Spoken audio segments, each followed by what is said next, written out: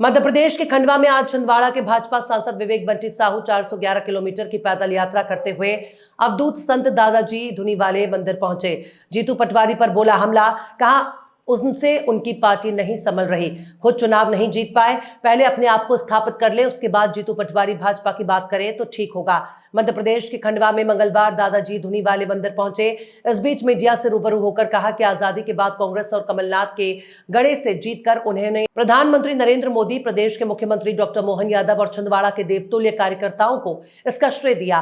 देश में इन दिनों चुनाव आयोग का कार्यशैली पर विपक्ष सवाल उठा रहा है। इसको लेकर छिंदवाड़ा सांसद विवेक बंटी साहू ने कहा कि कांग्रेस के पास कुछ नहीं है, इनकी रीति नीति में ही इनको बर्बाद कर दिया। मोदी जी के लिए, भारतीय जनता पार्टी के लिए और हमारे लिए देश प्रथम है।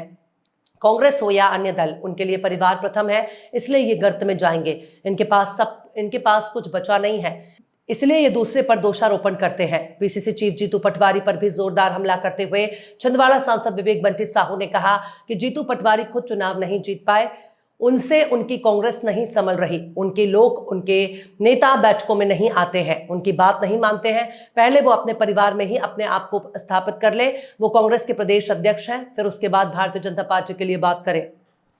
हुई हमारे देश के यशस्वी प्रधानमंत्री नरेंद्र मोदी जी का नेतृत्व, हमारे मध्य प्रदेश के यशस्वी मुख्यमंत्री डॉक्टर मोहन यादव जी का गरीब कल्याण को लेकर के संकल्प और हमारे छिंदवाड़े के देवतुल्य कार्यकर्ता जिन्होंने अथक परिश्रम किया और हम सब लोग ने मिलकर के इतिहास रचा कि आज़ादी के बाद पहली बार हमको आम चुनावों में विजयश्री मिली और दूसरा बार आज़ादी के बाद हम लोग सब लोगों ने इतिहास रचा कि छिंदवाड़े की माटी में जम लिया कोई व्यक्ति जिले का सांसद बना है। तो इसमें निश्चित तौर पर मोदी जी, हमारे मुख्यमंत्री जो छिंदवाड़े के कार्यकर्ता की भूमिका रही है। चुनाव आयोग का जो है दुरुपयोग का आरोप लगा रहा है विपक्ष। बिहार में भी जो चुनाव है उससे पहले जो देखिए, इन लोग के पास कुछ बचा नहीं है। इनकी नीति रीतियाँ जो रही है, इनकी नीति रीतियों ने ही इनको बर्बाद कर दिया। इनकी जो सोच रही है इन्होंने बर्बाद कर दिया। मोदी जी के लिए, भारतीय जनता पार्टी के लिए, हमारे लिए राष्ट्र प्रथम है और इन लोग के लिए कांग्रेस हो या अन्य दूसरे लोग, इनके लिए परिवार प्रथम है।